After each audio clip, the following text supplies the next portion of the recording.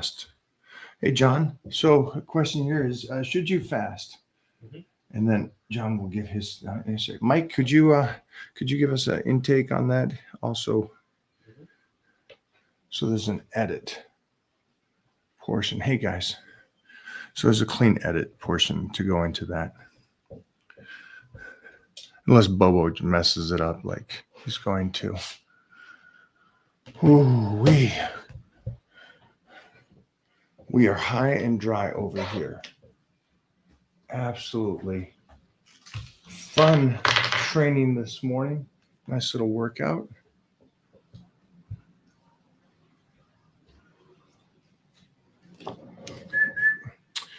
New magazine out right here. You guys can pick that bad boy up. Custom Trends. Welcome to the team, Custom Trends. Well, hi, everybody. Hello, everybody. So today's going to be a rock and roll day. If there is questions, and they're good questions, I'll try to go off of anybody and everybody. But good questions will be also posted over on my YouTube channel and my Instagram page. So hopefully you're using your names. I know a lot of people use made up names and stuff, but give us the name too if you want that promotion on the discussions that we're having today. All right. See, that's a good one. Yeah. That's a great one already. We'll come back to that.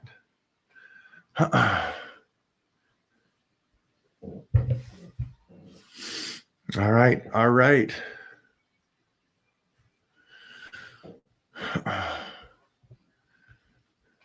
Well, if you're over in Michigan, make sure to stop over. We'll be out there in Ohio.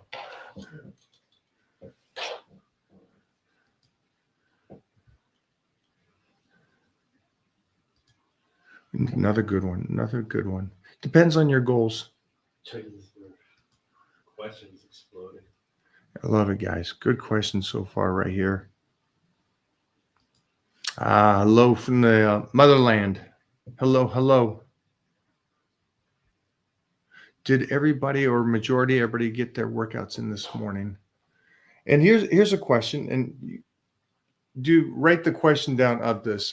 So my question to you guys is it more important to get your workouts during the week? You 7 days during the week, you get your 5 workouts in, let's say, 3 to 5 workouts in. Is that the most important thing for the week when it comes to the body? Or would it be that a good nutrition plan for you to reach your goals and you missed your workouts this week? Which is more important, the training itself with a whatever diet, or no training and a good nutrition plan? I'd love to hear your guys' take on what your concept and belief would be on that aspect. Your what? Oh, that's your name. Well, how do you pronounce that name? Mahak? Ireland. I love it. You guys are up and rocking and rolling. And here's one of my golden people out there, the incredible Mary and the pups. Give the best to the main man. And I hear just great things, Mary, from the team that you're doing great, Titan Medical team and everything. So just props to you, man. I'm so happy things are looking up and up when it comes to the health.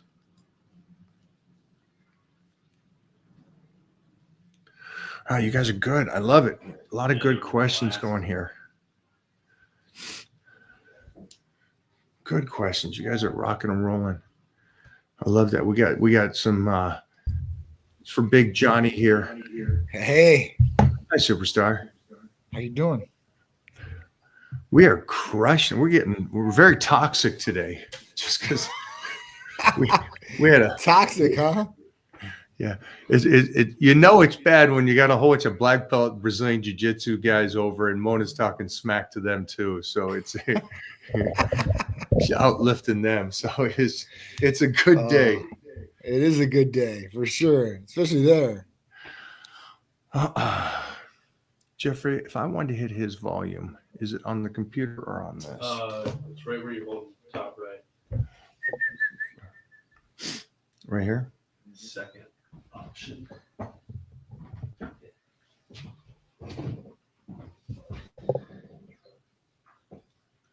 Oh, there we go. There we. Yep. Johnny, say hello. Anything? Hello.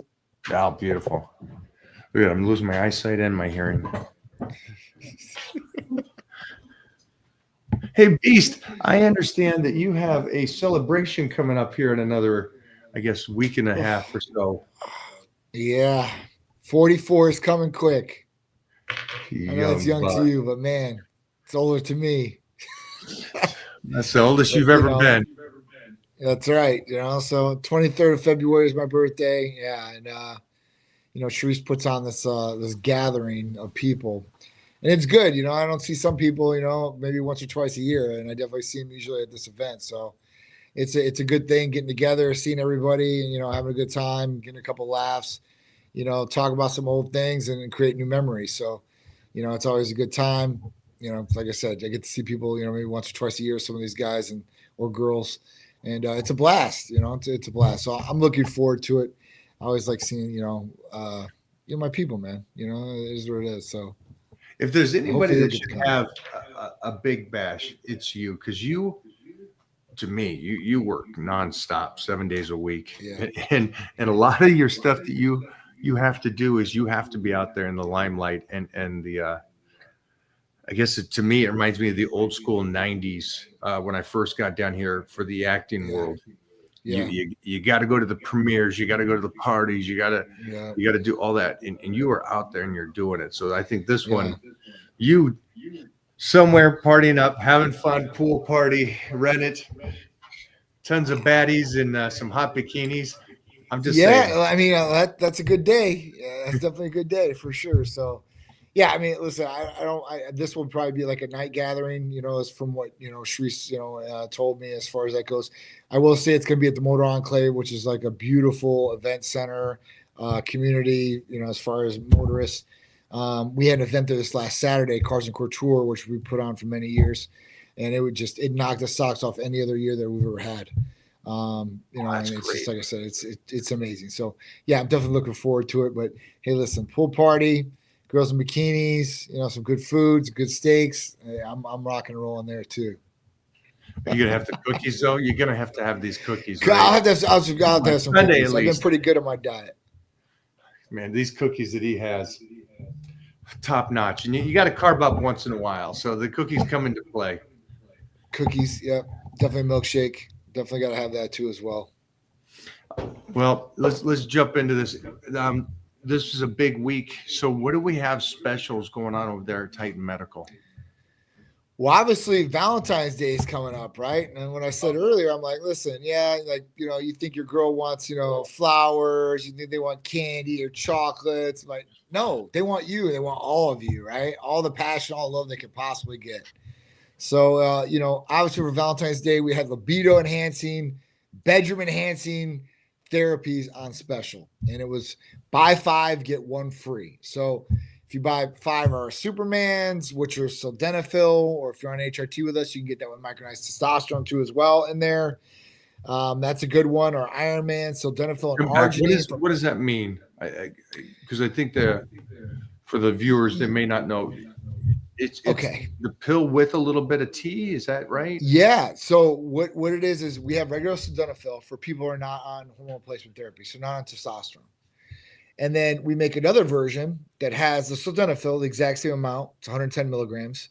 And we put 10 milligrams of micronized testosterone in that troche. You're going to ask me why? Well, the reason is because with the sildenafil, right, that's going to increase blood flow to the extremities and create the erection. And you'll get an erection probably, 4 hours of taking the medication. So, you can go multiple times, right? And usually older guys got the younger girls, and the younger girls want to go more times. So they have enough oomph and energy for the first round. And they get up and they go off. Now the girl wants to go again. Now, the erection get up but the endurance and stamina is not going to be there. So with the micronized testosterone, it's micronized, so it doesn't release in an ester. So it's right automatic. So it hits you right away. Okay. And this is going to give you that Literally. little boost. Is that too soon? Sorry. Would you I say? said literally hit you. Yeah, literally. Yeah. It's going to give you a little boost. It's like a little hit of nitrous in a car. Pow, you're ready to go. That car only does quarter miles in 8 seconds, but you know what? You hit the nitrous, you're going to be able to go in 7. So, it gives a little bit more stamina, endurance, and for this, the guys love it. It's definitely a performance enhancer too, as well in the bedroom. So, you can step it up right there. We have our sildenafil and arginine, which are Iron Man. Now, sildenafil already creates a massive amount of blood flow by vasodilation to the extremities for the erection.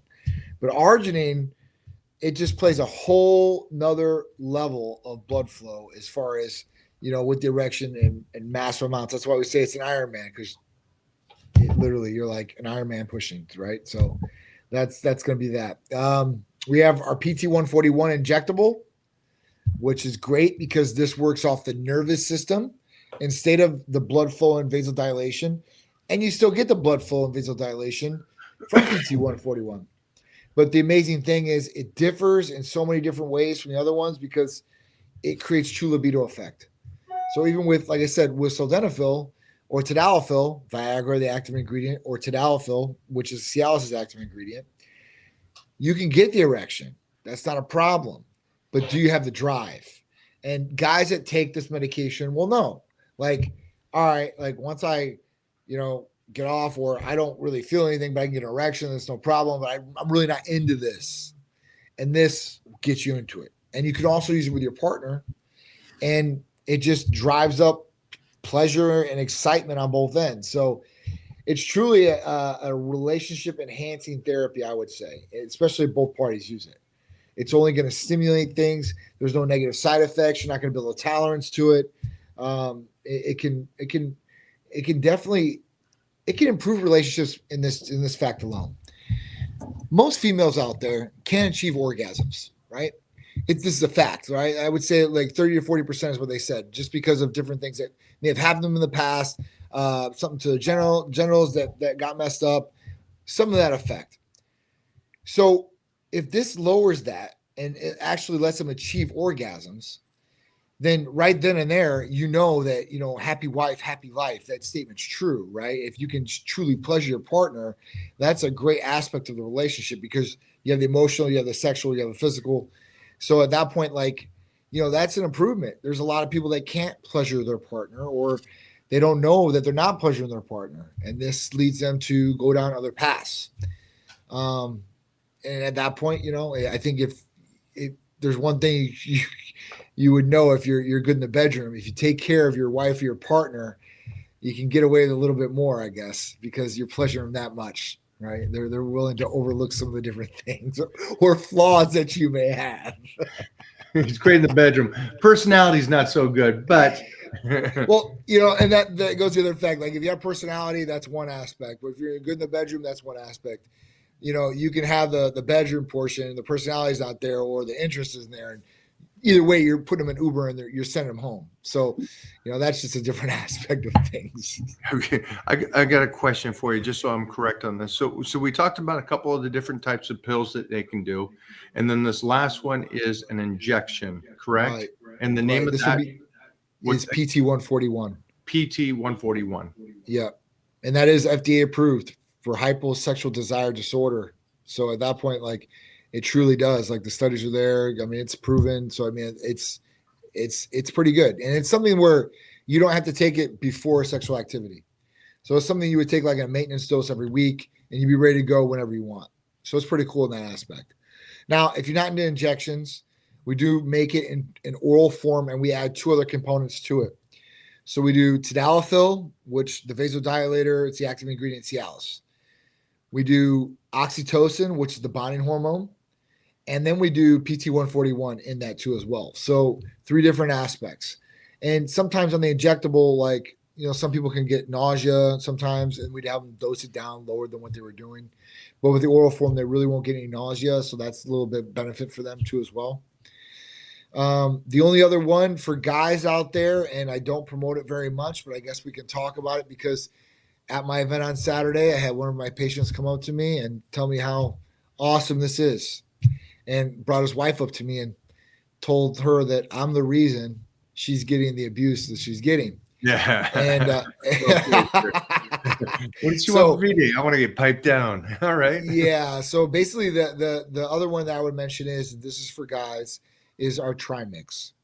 Our Trimix is an injectable that you would inject and into the penis, and at that point create a massive erection that will not go down, at that point, for at least three hours or so. So at that point, this is something that's used for people that may not be able to take sildenafil, which is Viagra, because they're taking, medication for the heart and stuff like that, like nitro medication. So, this is different things. So this is something that can be used for that. Or I have people that they go down for a weekend in Miami, and I have some rich guys and they're taking 4 or 5 girls with them. Or I have porn stars that are, they want to be the best on set. So at that point, they're going to rock and roll no matter what. And those are the generalized customers, but a lot of people don't know about it because I don't talk Kelly about it a doesn't lot. hear There are this. clinics. This Kelly's is all going they to be do. ordering Kelly's going to order a week's worth. The guy was so happy, like he was like a kid in a candy store, like happy, like he was He's feeling proud.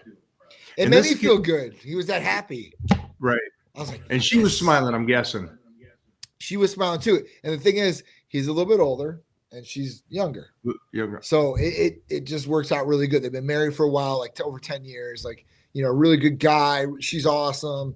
And, yeah, I mean, he's into all the preventative or the best things, the best of the best, like he wants. Like that's the best of the best of him. So Question it for really you depends then. on you. For the guys out there that maybe have ED or something, would they do a blood work first? Would they call you up? How would they go about this? How would they have that discussion with somebody to say, hey, I'm having a hard time in the bedroom? Sure. And there's a lot of guys out there in that category situation, so there shouldn't be any embarrassment out there or anything like that. But, there might be some different problems going on. Now, we don't require any blood testing for any of our libido enhancing therapies. So you can literally fill out through patient paperwork, see the provider, and get some of these different things. Now, listen, if you're younger and you're having erection problems and stuff like that, you don't have any, you're in your 20s per se or 30s, right? You shouldn't have those issues. You should be right. You should be doing good. And if you're not doing good, then that's something, maybe a blood test, you should want to go down that path because it could be low T, right? We don't know that. Even for females, they lose their sex drive and they're like, oh, what's going on? It could be a low T problem. So, to do blood work is only going to benefit you by knowing what really is truly going on. And then, going from there, because if it is low T and you fix that, you might not ever need a libido enhancer ever. I mean, I don't use them, I mean, she'll kill me. Like, cause those things, they just numb me out. Like I get so much blood flow. It's just desensitized and that's just is what it is. So at that point, like, you might be in that category or, there could be some other different heart issue going on or Is that whatever what it they is. So should do too? Just outside of Titan Medical, if somebody's dealing with ED, should they also just to make sure that everything's course. good, check with a heart Of doctor, course. see what's going on? Of course. Cardiologists, I mean, they can see different things as far as that goes. I mean, like I said, the older you get, the more problems you'll probably have compared to a younger person. So, this is something that you didn't have or you weren't experiencing in your 20s and 30s. And now you're in your 40s. So, yeah, I think a blood test, you look there, let's say your testosterone, everything's balanced out like it should be. Yeah, I think in any situation scenario, even outside of Titan Medical Center, you should try to get to the root of the problem and fix the root of the problem instead of masking problems. Bandages work, right? But if it's an open wound gushing, that bandage is only going to work for so long before you either have to replace or it doesn't work at all at that point. So, I definitely think that people should get to the root of the problem and try to fix the root of the problem. So, it might not be testosterone and you might be having it because of other issues. And this could be because of other medications too as well. This could be antidepressants or other things that could be messing with your sexual drive or erection. So even for females, shutting off that too as well. So it's very important. I got a question. Jumping from there into skincare, healthcare. Sure. Um, it- is copper back in? Do we have that? Or Yes. and I So know right there's now a we do. lotion. I've been using the lotion, but talk to us about people. They gain weight and then they Sure. lose weight, or they've been heavy for a long time and they're dropping that weight and they have that skin. Yep. What kind of things that they can do? So there's a couple different things that you can utilize from Titan Medical Center if you're going through rapid weight loss, or you've got some excess skin or some different flawed areas, or you just want to be preventative too, right? There's a lot of different things. So, I mean, but all these things are going to benefit. So, I mean, when we talk about those things, we could talk about like Aphrodite serum, which is applied like a cream to the face or different areas. And it has a different number of different things. But the copper peptide GHK is in that with NAD and vitamin C and a couple other things. Then we can talk about, glutathione. Glutathione is good for the skin too as well, right? Helps radiate the skin. But then we can go into our hair, skin, and nail capsules, that have different things in there to help keep your hair nice, shiny, thick, keep growing, and plus radiate the skin a little bit too as well. We talk about injectable biotin. If we're talking about hair, this is another one. It's super important to have. And, some people, they lack this. Vitamin B7 is what it is. And that's biotin. So that's another one that we do alone. So we can combine these different ones too as well. We have our hair, skin, and nail capsules, and we combine that with our hair foam. That's another one that's great. Lantrapost is the cousin Latisse, helps thicken the hair. Then you have minoxidil, and you have finasteride in there too, topical, so they're not taking it orally. That's great for the hair, so you can utilize that. Now, when we talk about skin and collagen replacement, the GHK injectable peptide is definitely a go-to too as well. This can help if you're losing or you're trying to help with the skin elasticity to come back and fill in some of those different areas. So that's on the table too as well right now. And I don't know how long all these are going to be on the table. I mean, just the GHKCU. Like even this week, they were giving the pharmacies problems about AOD now. So it's like, why are we still fighting about this? Like there's literally one pharmacy that's supplying with the CJC. So it's like today, I'm pretty sure, I don't know if it happened yet. I know that Tulsa got confirmed.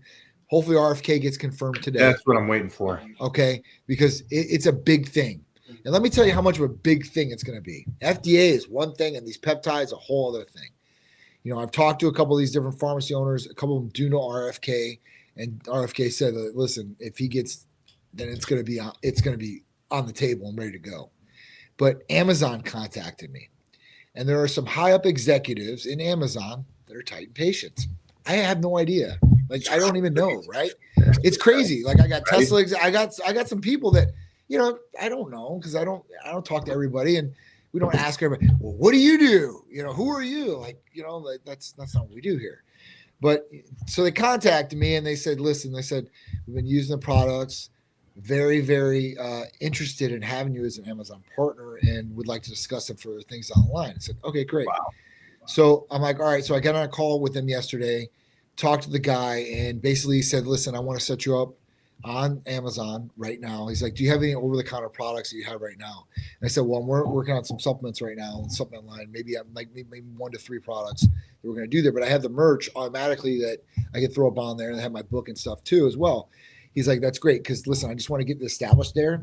And then he's brought up RFK. He's like, listen, we use some of your peptides. We use some of the different products. We have the pharmaceutical side that we're instituting, and then we have the telemedicine side we're instituting, and we possibly might want to look at bringing this in. And I'm like, well, that's awesome. And they're like, and if RFK does approve this, then then we'll have the FDA backing, and this will be a whole other thing. So we'll see how that goes. But that's where I mean, it's out there. So for them to give problems about these peptides still, it's like, man, this is crazy. I mean, we keep going back and forth. Yeah, I know you say it's crazy, but it's seen as much as, or seeing what's going on in DC and how crazy it is. I'm not surprised that something that can help you makes sense from that side of the world to ban it because of the fact that they want to make sure that they're getting the financial part of it instead Right. of everybody out there getting healthy and not needing medication, and the younger and Right. younger. And that's a continuous story. And then talking about one of the big things I talked about this morning was nutrition compared to training. I know you don't have to, and I know that I don't like the one or the other, but people's schedule gets pretty crazy. And I think something that you and I agree on is if you can eat healthy and have a good relationship with food, we would prefer the person to eat healthy for 7 days a week and maybe don't get the workouts, and relative to the person that does get 3 to 5 workouts but has a bad relationship with food. Yeah. We keep going back to that. It's like food isn't like medicine. It is medicine. It is. And It if literally you, fuels your body I in mean, every way, shape, and form. yeah, it sets you You up to know? win. And so that answers the questions that I asked earlier on this show, that if you could really take in consideration eating better for you and your health, and then don't fall into, I hate using the word religious beliefs, like this is the best way to diet, or keto, or vegan, or whatever. Try to go off of you doing your blood work and seeing what that says Right. for you, and then go off of the belief that, hey, this is working for me, whatever that diet may be or how you're eating. And you can get that through Titan Medical, and they can also help you out with the supplementation. They can tell you maybe you don't need to take all this over here. Maybe you need to get more over on the vitamin D side and the DHEA or whatever that is. Again, Right. instead of it being a guessing game, a blood test can actually tell you what you need, your personal self, instead of you asking everybody at the gym, asking the buff guy, hey, what should I eat? It's like, that's not going to do the trick. Yeah. Because what works for one person may not work for another. Right. That's just the way it is. I mean, got to understand that there's certain things that work for masses in most circumstances, but that's not everybody too. So, I mean, yeah, it's always best to see how your body reacts, especially with different diets. I mean, I've seen some people swear up and down they're eating the cleanest, and the cholesterol, it doesn't look good, right? Like things do not look good in their panels, right? And I see some people and they tell me what they're eating. I'm like, I can't believe your cholesterol panels look this good. Like I'm definitely amazed with some people. Like I'm like, holy cow, man, I can't believe this, but it is what it is. I mean, I've seen some people eat fast food every single day and their cholesterol panels and everything look good. And they're like, I don't eat clean. I'm like, well, their body doesn't reflect that, Right. but their cholesterol is good, right? Like even my mom eats like shit, and her cholesterol. She's 73 years old, and her cholesterol looks great. She's Man. killing it. What am I going to do? I can't, but she wants to lose weight. She wants to do this. I'm like, well, I can't tell you, like, your cholesterol is going to be better, but if you want to lose weight, I'm like, I would probably change your diet a little bit, even if cholesterol is good, because you want everything to be working, not just, hey, listen, my cholesterol looks good, but does my body look good? Is my body in good shape? That's key too. I love it. We were talking, one of my friends had a stroke, and he's not an old guy in today's society. Out there does actually was a runner to the point where he was a Olympic coach. But you're talking about athletics, and you're talking about a guy that runs and then still has issues with his cholesterol, and right. So yeah, just check up, guys. Check up on yourselves. Pretty simple to do. But let's jump into some questions here. Best way to maintain fertility? Wow, that's a great question. It's a good one. Best way to maintain fertility: don't get kicked in the nuts. That's one. So don't ride horses. Don't be Sorry, a cowboy. Listen, fertility should be like literally like it should be a serious conversation, because fertility levels all over the world are plummeted. They're plummeted. Every country is behind. Every country, including the US. So at that point, like, we need men to be fertile. We need females to be fertile. So what's the best possible thing you can do? Well, you can eat the best you possibly can.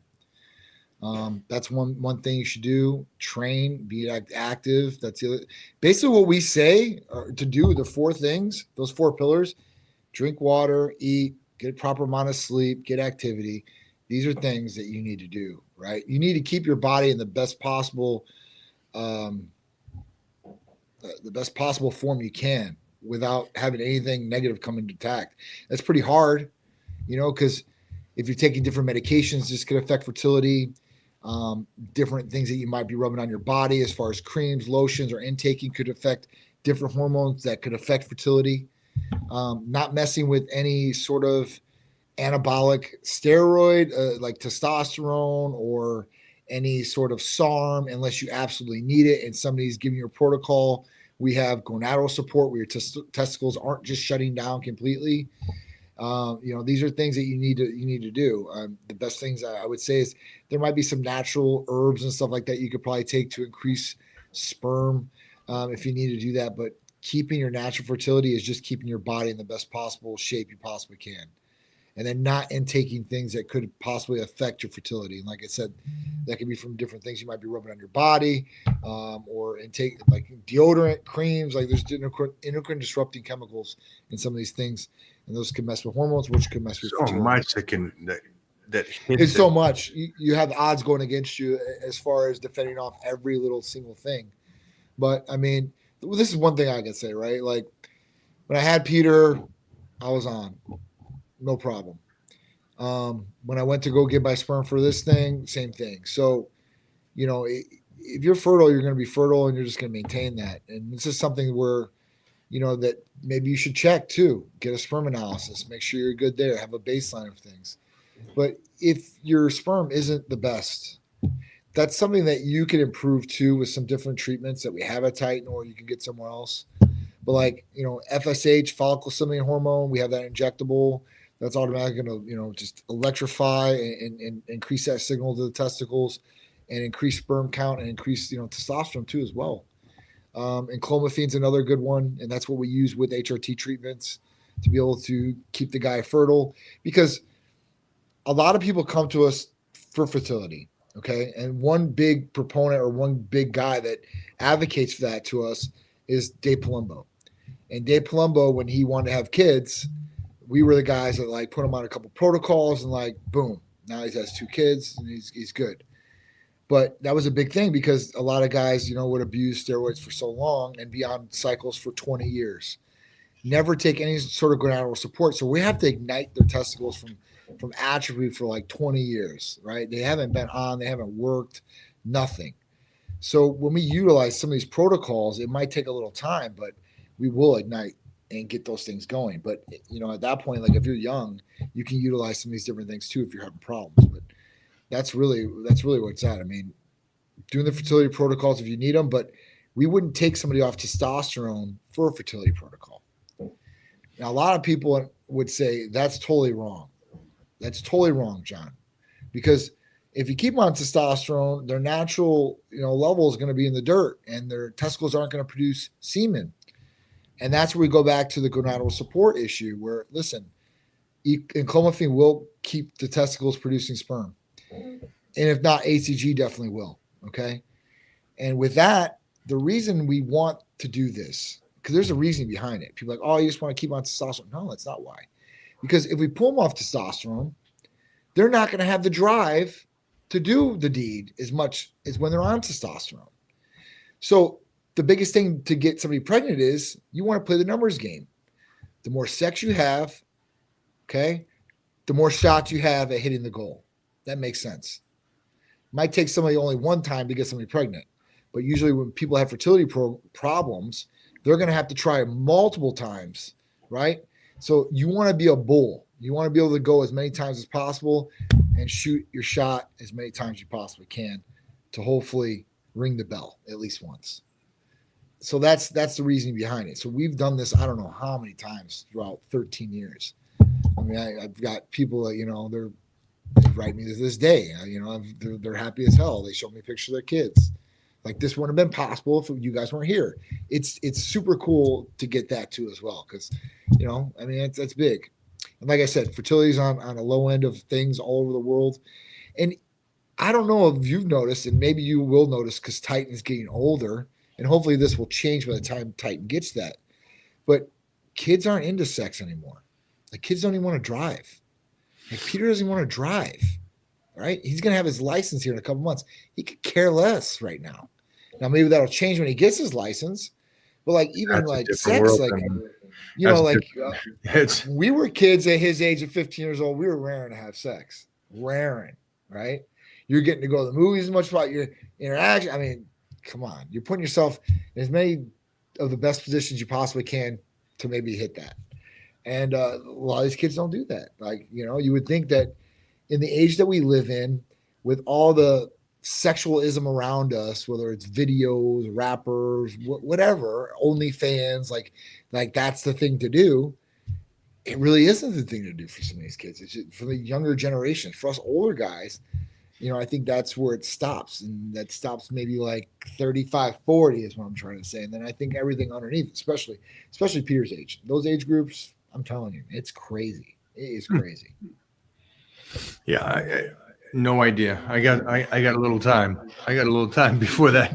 I need to Yeah. worry about that, and I don't want them fertile. I want them shooting blanks.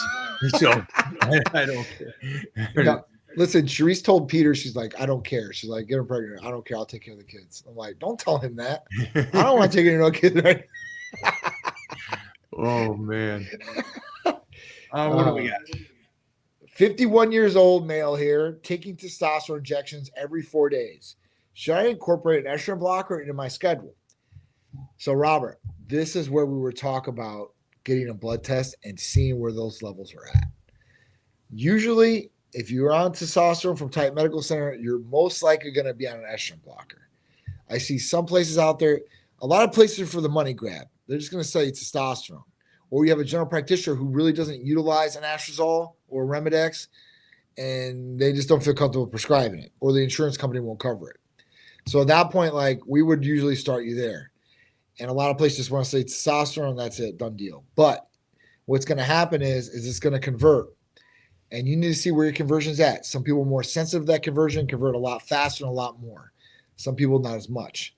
This is where a blood test will come into play, see exactly where you're at, and be able to dial it in.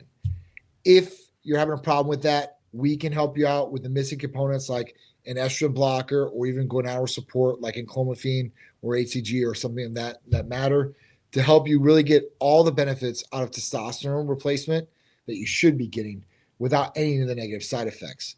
There are people and providers out there that say, seeing this guy has a history of gyno. So with that, there's a lot of providers out there or people that say, oh, no, don't take the estrogen blocker. Or they say, don't take the estrogen blocker until you start seeing side effects. Why would we want to wait to get side effects? I'm just asking. Like, the whole point would be, hey, listen, let's do this. Let's not get any side effects or very minimal and keep rolling. If you had gyno or previous history of gyno and you're taking an anabolic with an auto blocker, you're going to be in trouble. I mean, I'm just telling you like it is. Like, you're either going to make the gyno a hell of a lot worse, or you already have it really bad and it really doesn't matter, but you're going to get water retention, irritability, and all the other negative side effects that come with high estrogen levels. So I would say blood test, get on an estrogen blocker, and go from there. Hey, Robert, I got a question for you. And if you can, just get back to me during this discussion. For you to be on something like testosterone and you're doing shots every 4 days, I'm assuming this is through a doctor, a family doctor, or a clinic.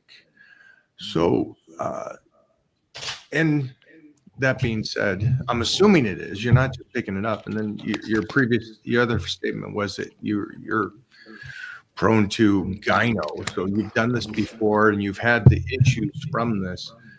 I'm curious, is there somebody overseeing this, or are you just so? Is this doctor, I mean, the person that you're working with, is this a family doctor or a clinic? because it seems like it's a little, I don't know what the word would be, loose. Yeah. It's like, hey, here you go, have this, and then we'll figure it out in the next 8 weeks or 10 weeks. It seems like Hey, Mike. something's missing, like somebody's not watching you. Mike, Yeah. this is general practice. This across is the really board. general This is practice. general They practice just give it across to the you. board. Go Yes. to a VA. I got It's you. general practice. Even in some of these, most of these clinics are like that. General practice. I mean, I had one guy come in this week. Well, I hear the Awesome. VA is not it's Yeah. not the. I hear this all the time. We Robbie Robinson tells us weekly. This is where Robbie is, and Yeah. the care he gets is just unjustified. Yeah, It should be it's better. bad. It should be better. So I give you props that you're doing it, but I would recommend. Sorry for talking, but it just I recommend going with somebody like Titan Medical that's actually going to oversee you in a correct way. You're 51. You could do damage to yourself if you're just taking whatever they're prescribing and you're not really keeping up on the blood work and stuff. Just as my thought. My thought is that. John, Yeah. could you let him know a little bit about what he would get from Titan Medical in terms of like consultations from medical providers that he's not getting right now? Sure. So, I mean, listen, if you're going to the VA and they're prescribing testosterone, big ups, because it's a lot of hoops just to get that. So, I would say, listen, if you can get the testosterone from them, keep getting it. Get everything you possibly can for what you served in this country. But for the missing components, like estrogen blockers or even going hour support, that's where we can come into play, really help. And I want you to save money too. So that's why I would say, listen, just transfer all your care over and we'll take care of the whole thing. But if I can save you a couple dollars, that's what I'm going to do too as well. But we can monitor that, make sure everything's dialed in. And what you get from our providers is a real in-depth consultation of what's going on with your hormones, maybe something else that's going on, right? Because I haven't seen your blood work or what else they ran on you, because there might be some missing things they left off there too as well, at that point. So, you're going to get a full in-depth consultation, go over your blood work in depth. Was it 460? Yeah. Which isn't bad. 460 is not bad for a 50-year-old guy. It's not. So it's great It's not bad at all. It's great that they gave it to him when most doctors would go 460, you're 51, you're fine. Yeah. So I give you props to get them to do it. Now, can somebody do that? Can somebody go to the VA or their family doctor, still receive their testosterone from that person, but then also have a team over at Titan Medical checking his blood work, checking to make sure his estrogen is not blowing out there, and still have those conversations? Absolutely. We can do that, and we can prescribe the national also if they need the estrogen blocker or those missing components, then we can help them out there. Like, we're not just, oh, you got to get testosterone from us to get any service. No, hell no. I tell the people all the time, like, listen, man, if you want to go somewhere else and you're getting your pack, you just want to do blood work to us, great, do it. Right? Because we'll show our value, guaranteed. Even when we're just getting blood work, we'll go over on the phone with them, and they don't even get that from where they're going. Or support. Like, that's the other thing. You're going to get 24/7 support. Like, if you have a problem, issue, whatever, we're here. So, that's the other thing. I mean, it's a lot different. It's a lot different of an experience that you would get from the VA that you would get from Titan Medical Center. Last question for me for Robert is your level was at 460, and now you're doing a shot every 4 days. What is your weekly protocol? And then on top of that, what is your blood level at now? Where's your T level now after you've started this? I'm just curious to see if you're in those 800 to 900 range now or where. Yeah, I mean, that would be it. The free two, and then the reference range, because VA might have a different reference range than what LabCorp or Quest might have. So that would be another thing to look at too as well. Good afternoon. Thanks, I just started taking. Yeah. Oh yeah. Awesome. Good afternoon. I just started taking MK677. What you suggest taking this every day, or is it okay to do 4 days on, 1 day off? Appetite seems to rise. So, I mean, I would take it every day. Could you go the 1 day off? And you're talking about 4 days and 1 day off. No, I go 7 days. I go every single day for at least 60 days. 30 if you want to just do a small run, I guess, but 60 days and your appetite is going to rise. But when you start going down that path like longer, your appetite's going to subside a little bit because you're going to build a tolerance to MK for sure. That's why 60 to 90 days tops, and then you get off and you do something else. Ozzy, is that it? Let me know what brought in the thought pattern on, because you want your MK is for recovery, your IGF, get those numbers up. A side effect is, yes, hunger, but you're definitely getting that kind of youth vibe going, right? Because you got such great recovery. What brought in the thought pattern of doing a 4 on 1 off? I'm just curious on that thought pattern. Like, you don't want that hunger, and you thought that the doing the lows and the highs. Because I've noticed a couple things, and I'm at Gold's Gym Venice, the Mecca, and I noticed these guys that will start TRT or start TRT, and they'll do a couple months on and a couple months off and a couple months on, a couple months off. But that's of TRT, which is a very low, healthy dose for a person to start. And I can already see your brain working. And the one thing, they're thinking something outside of what the doctors always say the same thing. When you start, we would like you to stay on that and stop going up and down with your body. But they come up with their own thought patterns, like, I'll go from a regular and I'll stop it completely because that's better for me. And they don't realize they're doing trauma to their body. Yeah. Do you see that a lot? I do. I see it shock. It shocks the body. Like, the body has that drop off and like, well, what's going on here? You know, and it has to go through like a reset pattern. You don't want that. You feel horrible during that time too, as well. That's not like you have great energy and you have great mood. I mean, you're feeling it. You're definitely feeling it, right? You're tired, fatigued. So it's not something you want to go through. Like, if you need to be on testosterone replacement, then at that point, utilize testosterone to keep your levels up and stay up. There's no reason to be getting off of testosterone if you truly need it. And even for guys that cycle testosterone, I know there's guys that are always going to do it, but listen, I'm telling you, it's really a game of Russian roulette of where those numbers are always going to come back. So at that point, like, yeah, they'll come back. Are they going to come back as good as they were previous? Probably not. So, you know, what do you want to do there? You know, eventually you're going to have to get on and stay on. So I always tell people, I'm like, listen, take your genetics and take your naturalism as far as you possibly can. That's all I tell the younger guys. I'm like, listen, you got to do the right thing first, right? And then later on, like, you know, when you start and you need it, it's going to be a game changer for you. But if you have to start and you're starting in your 20s or your teens, I hear some of these teens like 15, 16 years old taking massive amounts of tests already. I'm like, and other things. I'm like, dude, like, you're going to be on the ride for the rest of your life now. Yeah. I hope you're ready. Strap up those boots.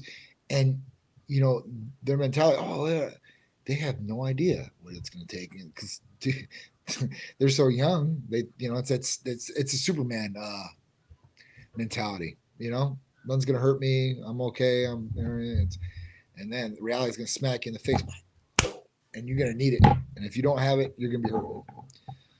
Yeah, just a heads up to you guys that are thinking about getting healthy, or the doctor says they got to put you on something. Understand, you're just getting back to your best 20-year-old self. You're not doing anything superhuman in the sense of you're not going to be Mr. Olympia from doing this. This is just getting you back to a healthy level of you at your 20s. And so just try to keep that in mind over the thought pattern of you're going to be an Olympic athlete in 8 weeks, you know? And so, yeah, it's just a little bit of different mentality. I think they also think that it's going to be the free ticket that I can start this pattern and I can kick off everything else or don't have to train as hard and stuff.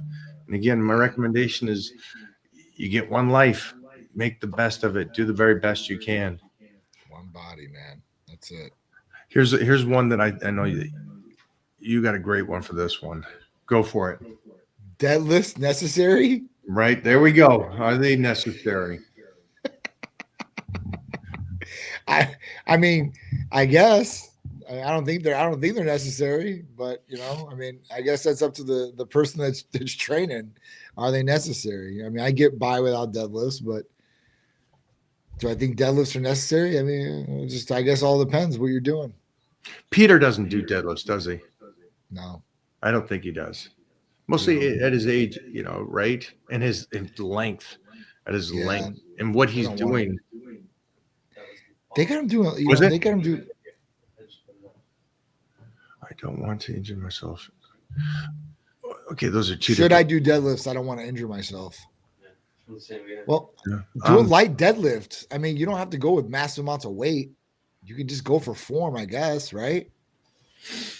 Don't do any exercise that you think will hurt you. Because the unfortunate truth of anything and everything is if you think it will, it will. So that's you're the giving him an reality. excuse to get out of this, Mike. Yeah, you're being too nice. But again, this is a guy that's already scared because he read something that deadlifts could hurt you. Man, And this guy drives on a road every single day and believes that the white line or the yellow line down the middle is going to protect you from a head-on collision. So it's like, I don't want to change his mind. I think deadlifts have kept me alive and in the game. And then we went to this crazy, ridiculous, no point necessary, these deficit deadlifts we've been doing this last couple of years. Holy cow. Yeah, just took me up another notch that I did not see. And I wish, and I'm still learning. I wish I did these in my teens. Really? Yeah, I do. I'm gonna start this now. The range of we got a 6-inch block, and we're doing sumos, but we're not doing sumos where that back's coming into play. We're trying to do sumos again. I believe a deadlift is a push, not a drag. Mm-hmm. There's two different ways, and I get it. When you're 20, I'll drag anything up. I like the fact of trying to keep it, and you're pushing out of the hole. It's a football hit. You're driving up and through him. Don't drag that up. And so we've been doing this, and it has enhanced my bench press. It's enhanced my shoulder press. It just the way it fires and gets that body and the range of motion we're doing is tenfold. And we're just basically setting ourselves up in the most weakest position possible and strengthening up that much. And if you can't do as much weight, because you're coming off a 6-inch platform. Right. Biggest 6 inches. Yeah, it's a white boy 6 inches, so it's really big. So, it's great. And so for me, a guy in his 50s, I don't believe it will hurt me. I believe it's going to enhance my longevity even that much more. But do you need it in your workout plan? No.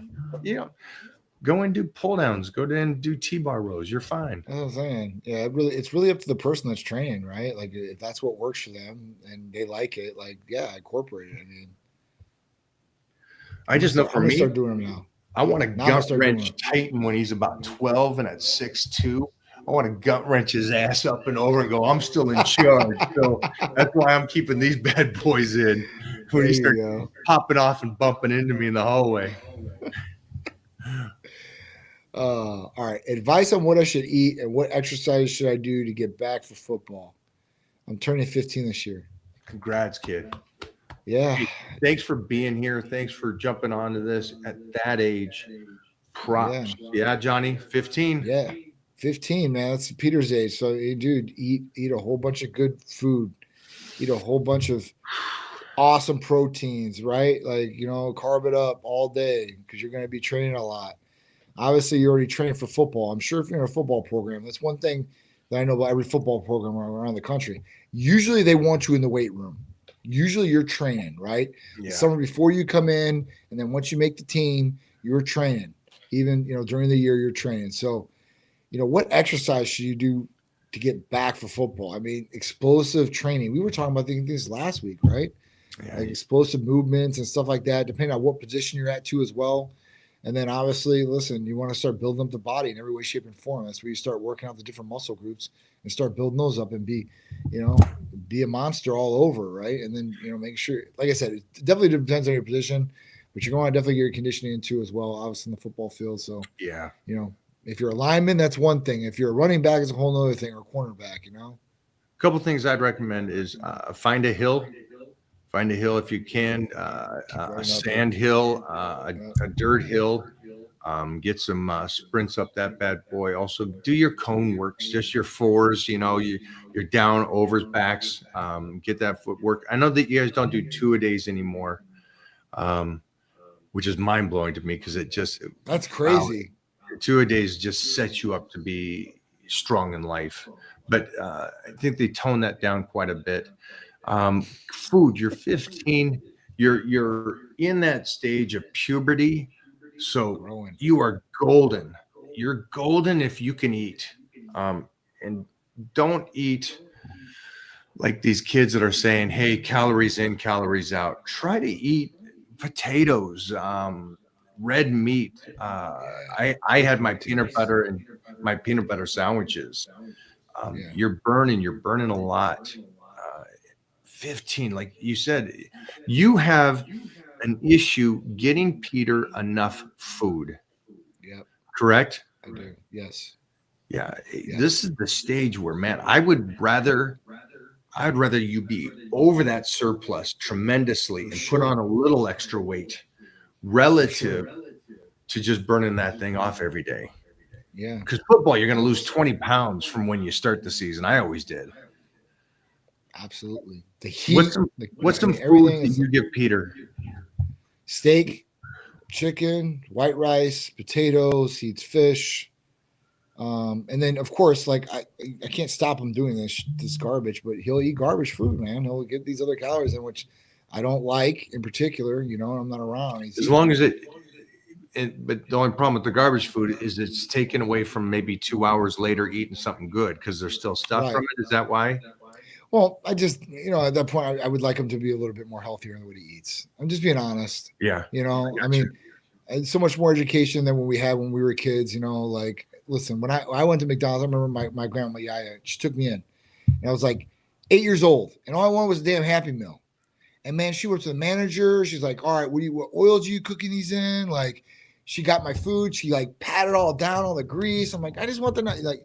But now as we're older and we have the education about kind of what's in these foods and what it's doing to us, I want him to be educated about it. I want him to do the right thing just for himself. Like it will improve him all the way. I'm like, all right, listen, you'll perform better. You'll mentally think better. Your body's going to be better. Like, it's not a bad thing to eat good. Like, I think that's what it is. And like, I think the reason is because there's so much pressure to eat all these other junk foods that are around because friends are eating it, commercials, all the marketing that goes into it. And I would say 85 to 90% of the places when you go out, it's bad food, right? Like gas stations, fast food joints, even restaurants, like majority of the food is like garbage. Unless you go to a really high-end restaurant and you're paying a lot of money, you can get some good food. Or you go to the kiddie menu and you get grilled chicken breasts.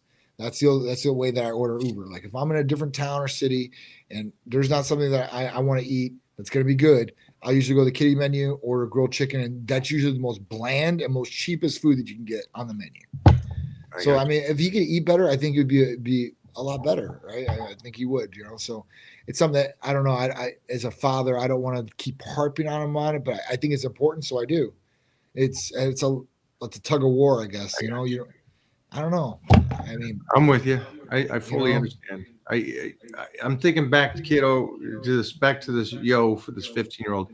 I ate a lot of JoJo's, peanut butter sandwiches, whole milk, and milk, tons of pasta, tons. Yeah, I'd have a gallon of milk a day. That was my go-to. My proteins were mostly because I lived on a farm. It was a lot of chicken and a lot of eggs, whole eggs. So those I was lucky to do. So let me know how tall you are right now and that growth spurt and how much do you weigh too, so we can try to give you somewhat of an idea on how much to take in. but Mhm. write it down. Have fun writing it down on your calorie intake. Okay. Yeah. Been dealing with my SI joint. Any thoughts? Hip health. Sorry for so open ended. Just curious. Appreciate you, Mike.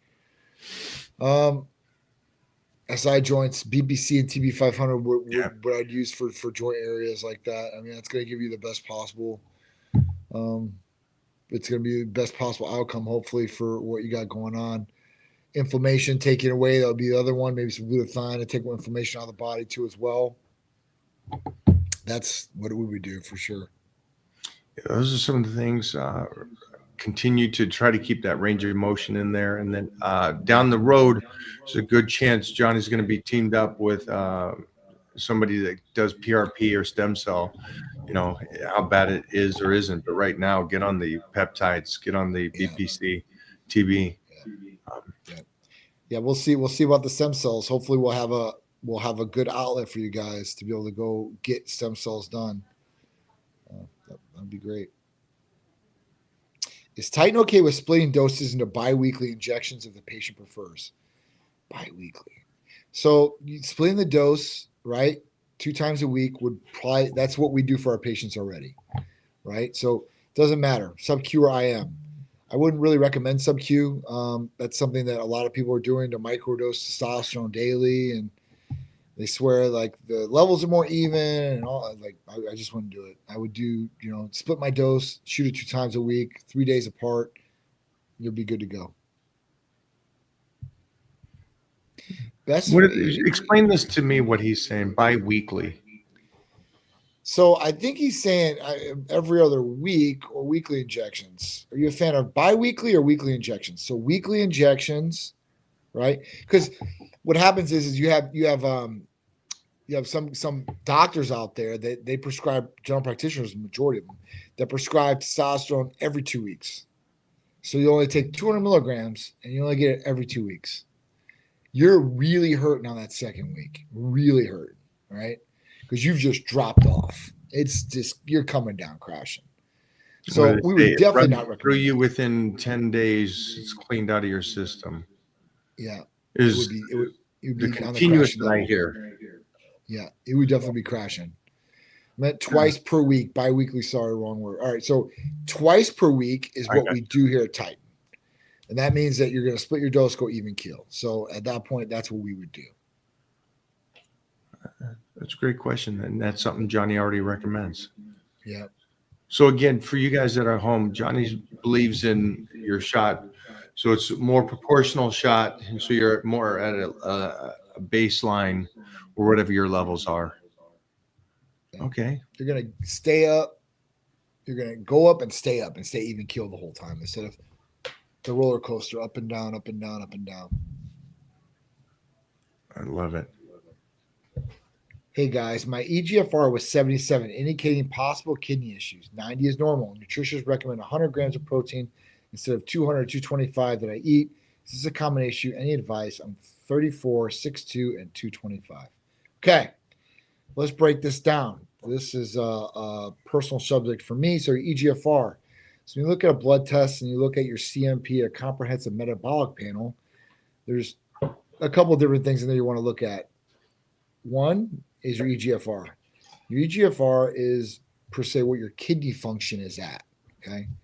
And chronic kidney disease is something that troubles a lot of people out there. And a lot of people are in different stages of chronic kidney disease and they have no idea. They have no idea. Even when they go see their general practitioner and let's say it's an 80 or 90, let's say it's an 80, they'll never tell you that you're in chronic kidney disease and you're at stage 1 or stage 2. So, and a lot of people are in stage 2 and they don't even know. So with this, when I'm looking at this, we want to incorporate and look at the BUN and creatinine levels too as well, right? That plays a part. And this will kind of look at, were you hydrated that day? Did you work out the day before? These are different factors that can skew or maybe lower that result of what it is. So what I'd recommend is doing another CMP. Make sure you're fully hydrated. I mean, drinking water the whole day through and the day of, all the way up into the blood test. not doing any strenuous activity or working out the day before, going back in and redoing the EGFR and seeing where it's at. If you're at a 77, usually you can improve EGFR with a couple points. Just depends on how long you've been at a 77. So if you've been at a 77 for 3 years, probably not going to be able to improve that. So at that point, you're going to want to stabilize. Now, they say that eating red meat and eating a whole bunch of protein can affect the kidneys.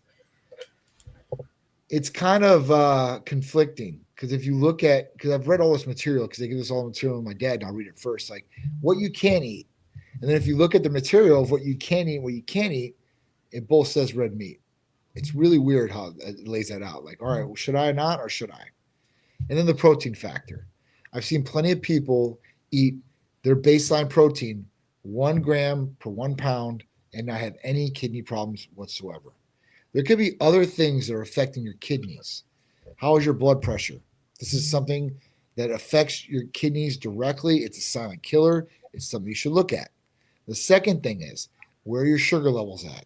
Where's your hemoglobin A1C at? Are you a type 2 diabetic?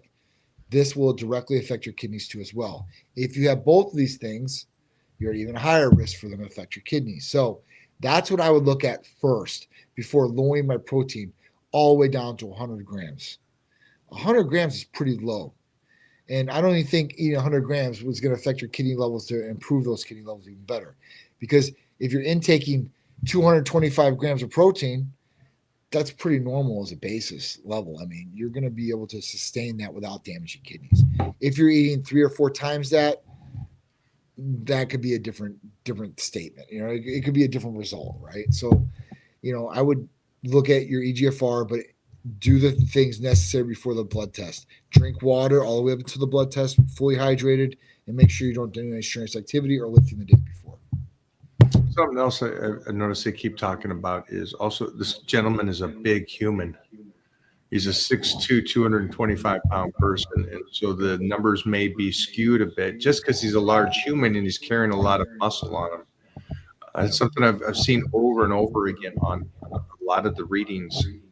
The doctors come back and go, he's just a large human. His number's going to be a different entity. And they do a lot of cool, what I like is the research they do is they do a lot of these bigger guys and they give them this kind of protein. You know, this 100 grams, this 875 grams, that's what you do. And they test it again in 6 months and they come back at the same as the bigger Same thing. portion. Because again, you don't need much protein to retain the muscle you have. You're taking in that extra for calorie intake and then also to build muscle, but to retain the muscle you have. And so it's interesting. It comes back. It's a new age. It's the cool thing is Titan Medical works with elite athletes as well. And a 6'2", 225 guy is not an average person. No. Try it, and you can also test it for yourself. Go down to that 100 grams for the next 6 months, and test it again. Yeah.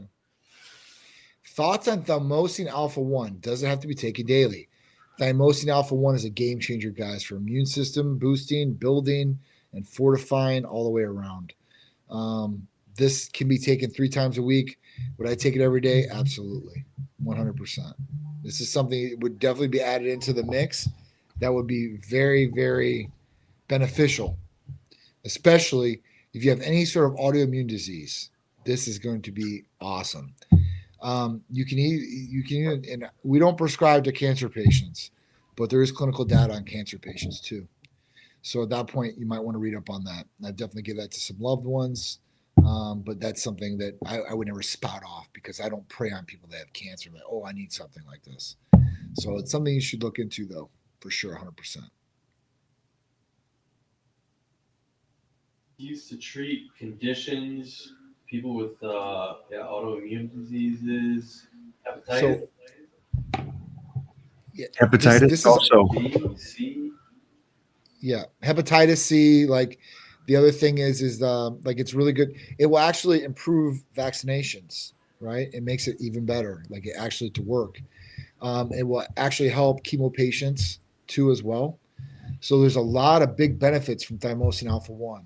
And what it basically does is it sends out two types of cells, T cells, killer cells and helper cells. They go and they track down these bad cells. The killer cell just, takes it out, and the helper cell helps rebuild back the cell. So super cool all the way around. Thymosin alpha 1 was a big one. I've always taken this. It was taken away from us during the virus times because there was pharmacies. Yeah, I can't say. I'm not going to say the other word just in case. But during the virus times, what happened was this was a big seller, and there was pharmacies out there. And what happens is a lot of doctors, they don't know about these things. So what do, they have a pharmacy rep, and the pharmacy rep will tell them what these things do and who they should prescribe them to. And that happens in a general practitioner's office too as well. Like a Pfizer rep comes in and says, hey, listen, doc, I got this new thing for like inflammation or joints. Here's some samples. Go ahead and prescribe it to your patients. Let me know how it goes. So they do that, right? So when they gave the briefing on this, it was like a seminar. And this pharmacy rep was basically telling these doctors that this was the cure to the virus. This will knock out, eradicate the virus. So then these physicians, the one was out in California that did it, were spouting off that this was the virus cure, and they've got their license taken away. And then they blackballed Thymosin alpha 1 for years. And just recently, this last year, we were able to make it again. So Thymosin alpha 1 is a game changer.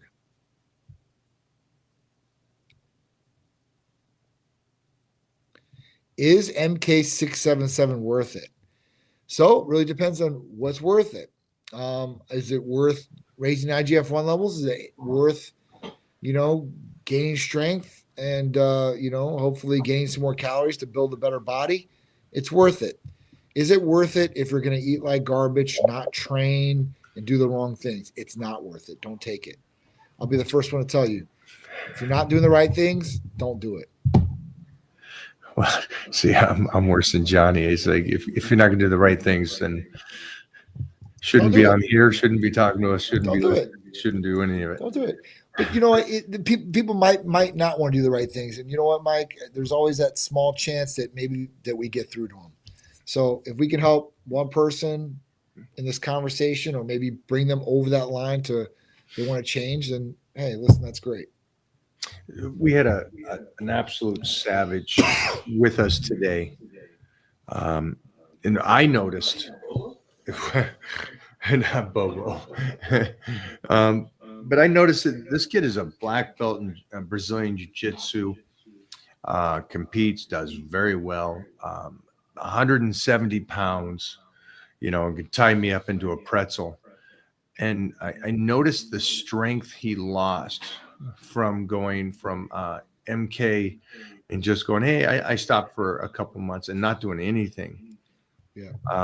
And the drive, the strength, the desire in the workout. And man, I tell you, when he left, that boy was beat down mentally because we didn't stop teasing him. It was like you built up so much, and you're a very competitive person and stuff. Yeah. And if this helped that 1% just to get you mentally there, just to get you mentally wanting to lift better and do that and get the recovery right in your peak years at 32, this is your time, son.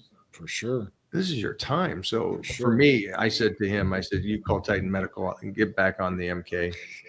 I said, yeah, that's, so I know. It works. Yeah. It works. It's definitely worth it as far as that goes, man. I mean, I don't know. I've had a lot of guys. I know there was a question on here too. Like, what would you recommend for ectomorphs? This is something I would recommend for ectomorphs. You got a problem, you can't gain weight, take some MK. I mean, I wouldn't really recommend this to too many girls out there, but I gave it to a couple girls that were very disciplined and really wanted to build the bottom end, and they really did a good job doing it too. So, I mean, that's if you want to build, this is definitely one that you guys should be able to take. That, I mean, right now, like, even the clinical data on it, like they're giving us like 55 year and older, old people. And they're raising IGF-1 levels 123% on these people. It's amazing. There we go. Big Mike, I'm in the military, so running is an unfortunate part of my training. That's sort of mandatory. Any tips on building muscle in combination with lame cardio? So, I went to military school, so I know how, the conditioning portion of it is, right? You're running a lot, you're running formation a lot, but you're also doing a lot of different training, right? So, one big thing that, was always a big thing for me, it was push-ups and pull-ups. You'll do a ton of these things. Yeah, I mean, using that and then weightlifting and incorporating with the cardio and then be able to eat a little bit more calories, I think would set you up for success. Yeah, let's bring those calories up the best you can. If you're in the military, depending on what branch, you should be able to eat pretty well. From the some of the USO tours I've taken, obviously the further away you go from the Marines, you eat better and better. But yeah, just try to get the calories up, and then when it comes to the lifting, the less reps, the heavier weights, the less time in the gym is going to help you the best, because it's going to try to offset. You're out there, you're doing the cardio, you're really kicking into gear, and you're probably running with packs on, or at least at times you're running with those packs on. So you're really beating your body down. So I would just try to stimulate to the least amount in the gym, instead of going ballistic here on the cardiovascular and also going ballistic on the training. You just got to find what works for you to put that size on. Push-ups, sit-ups, and pull-ups. Tons. How to make my lower back more armored to help my conventional deadlift go up. I mean, you work lower back exercises, correct? Pretty simple. Yeah, partials. Do other exercises to strengthen it. Do good mornings. I think good mornings is a huge one, mostly for conventional deadlift. But also squats is going to help your deadlifts go up. So don't think that one dimension is it. Good mornings, T-bar rows, bent over rows is going to help that conventional. You getting stronger in all aspects is going to help you get that better. And you look young and stuff, so I wouldn't go away from sumos either. I'd go back and forth. Definitely. Any thoughts on SARM Rad 140 for strength and dry gains? Kind of concerned about hair loss. I'd be more concerned about the liver toxicity and then possibly shutting down your natural production. I don't think the strength and the dry gains are worth that. I think. What's a dry gains? They look grainy. They're dry. Like, that ain't gonna make you dry like that. That ain't no thing. That's just made up. It ain't gonna make you to cement, man. It ain't gonna be like that. So, listen, there are way better things that you could utilize for strength and gains in general. I mean, MK is going to be way better, I think, to this. I've never heard anybody talk about SARMs in a beneficial way. I've not. Unless they're slanging it. I see all the people slanging it, talk about it. I'm like, I mean, if you're selling it, that's one thing. But I've never heard good benefits from it. I've seen bad bad side effects. That's why, I mean, honestly, listen, pharmaceutical companies were the ones developing it. There's a reason they dropped it. That's the reason they dropped it. It's a select androgen receptor modulator. They were building it just like a SERM, select estrogen receptor modulators. And those are FDA approved, right? So yeah, SARMs, they're just no good, man. There's just too many negative side effects. Like, if you're gonna want the gains and you're gonna take this, if it's going to shut down your natural production, you might as well go on test. I'm just being honest. You might as well go on test. Remember the question earlier? The guy says, is MK worth it? Yes. And so my response there would be 100%. Yes. 100% worth it. If you ask me, is SARMs worth it? I'd say absolutely not. There's no SARMs. When if I get it for free? Still don't take it. Yeah. Your mom buys it for you. Still don't touch it. Big deal. You're still going to have to deal with the repercussions. Doesn't matter if free or not. Like, you're getting something that you're going to take, and at that point, it's going to shut down your natural production. So, like, if you're going to go down that path, you might as well go with testosterone and call it a day, and at least get all the benefits without the liver toxicity. And then you get real gains. I enjoy high rack pulls to help build my deadlift. Are rack pulls crucial as an entry to deadlifts? I don't think so, but what do you think, Mike? Are they crucial? Yeah, they're a great method of doing an overload for if done correctly. They're great at it. We did floor bench today. A floor bench is probably what's equal to a rack pull for a deadlift. It's a partial movement. You should use heavier weights, slow it down. The problem with rack pulls is it's for some reason kids, not kids, all most people do rack pulls incorrectly. It's a tap and go. It's too far up the thigh. Yeah, you still want to have it stressed, and it should be a good 100 pounds more than your deadlift, but it's a good exercise. And look at the difference between this guy does that and the conventional, where the other guy says, "I don't want to deadlift. I'm scared of it." So it's a great mindset for two individuals. I like the second individual's mindset that he's trying to get stronger. He's trying to bulletproof his body, where the other one says, "I read something. This is not a good exercise. It hurt somebody once." Best way to keep your physique complete and avoid having muscles that lag behind. Be able to train completely, I guess. I mean, that's one thing, right? I mean, you have laggy body parts. I mean, obviously you need to train them a little bit more, or different exercise, or a different program. I can't answer this. Well, it's you're always working on getting your body better. You're always trying to get better, complete the physique. You got to keep pushing. You don't want muscles to lag behind. At that point, make sure you're on top of it. And if you need to train a certain set of muscle groups, an extra time to get there, then that's what you need to do. I think everybody except for Michael Hearn has one body part that they struggle with getting better, or bigger, or more defined. And that could be calves for some individuals. That could be biceps for some individuals. That could be back for some individuals. That could be chest for some individuals. That could be traps for some individuals. So I think it really depends on the person. But I don't think that I think everybody could get those gains. I think that there might just be a little change or tweak in what they're doing. Okay, I understand it a little better now. When you're training, I guess this is what, if I'm correct on this, when you're training and some body parts start to respond quicker, or everybody has an up and down. Some years your shoulders grow better than your arms, and then your arms grow better than your back. And so when you do that, just keep focusing on the weaker body part. That's the main goals. Your weakest body part should be, and weakest, I don't mean physically, I mean visually and strength wise, all aspects.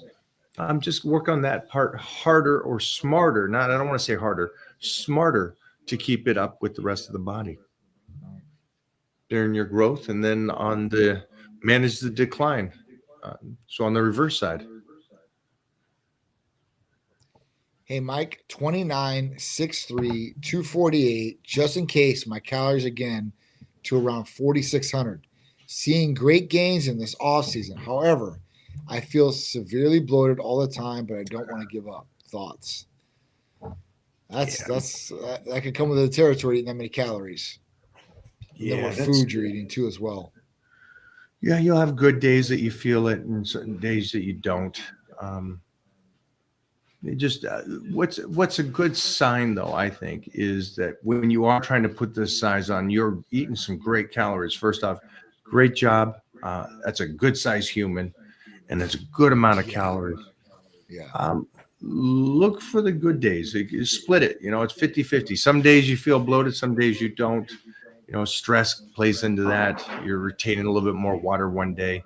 But the cool thing is, when you notice less and less bloated days at that calorie intake, you're really setting yourself up to win, to where you'll be at a point where my body now utilizes that 4,600.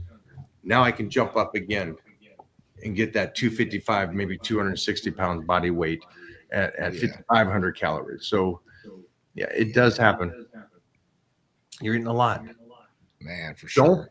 Don't fall into this. Don't fall into this. My body's not. What do they do? I have bad gut health, and I got. Oh my It's always the God. gut health, and my food is not digest. You're eating Yeah. 4,600 calories. Life's tough. Just keep going. Don't worry. You get bloated Yeah. like this. My shoulders are messed up from years of powerlifting and BJJ. I can do dumbbell floor presses without pain. Will it do a sufficient job at keeping the chest in shape if I have the dumbbells at 45 degrees? Well, see, that's a true power lifter. He knows that he can open that shoulder up to keep it safe. So, Yep. part of the wear and tear of our legacy, my friend, powerlifting and BJJ, two things that, if done, a little off, could wreck stuff. But I would say don't give up and jump on over to Johnny and Titan Medical. APC and TB for sure. Yeah. We got some awesome healing peptides. We'll definitely help you out for sure. Yeah, get on there. Take some extra collagen. Don't give up on that. I would hate to see somebody that's done this with passion to this point to not do it. Johnny's in there, and Johnny's shoulders are gone. And we're also just follow along over this next couple of months. Me and Johnny are going to go down to Mexico to see a show. Oh no, I mean to do some stem cell therapy as well. So,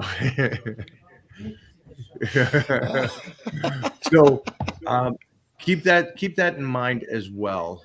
Yeah. There's other options. Don't just give up. But I love that you're not giving up now and you're still doing the movements. John, is there something you can do for your chest to keep it fired? Because that's what you want, right? You want to still put blood in there and keep movement. So what are some of the ranges that you do? That would be, I would use Hercules Potion, one thing to increase blood flow, and then the other thing, I do 45 degrees. For me on chest days, I'm working with dumbbells, doing flat incline, and I'm gonna start doing increasing to decline too as well. I do a couple of exercises like flies and everything afterwards, but I keep my elbows in tight, and I'm going straight up, and I could feel everything in my chest, like.